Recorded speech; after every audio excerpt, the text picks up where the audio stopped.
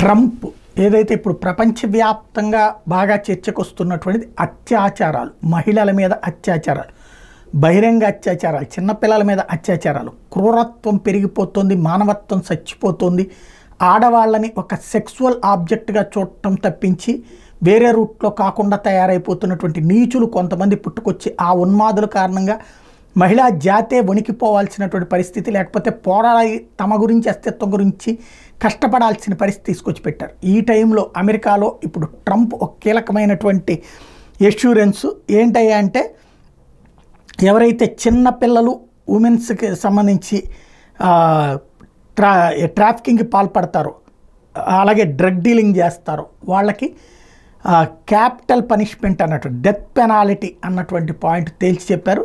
తద్వారా anyone guilty of child or women sex trafficking and drug dealing వాళ్ళకి ఉరి వేసే చట్టం తీసుకొస్తామన్నటువంటి ఒక సంచలనాత్మకమైనటువంటి హామీ ఇచ్చారు. సాధారణంగా అమెరికా లాంటి దేశాలు ఈ ఉరికి వ్యతిరేకమైనటువంటి దేశంలో ఈ విధమైనటువంటి స్టేట్మెంట్ ఒక అధ్యక్ష ఎన్నికల్లో పోటీ పడే వ్యక్తి ఇవ్వడం అన్నది సంచలనమే.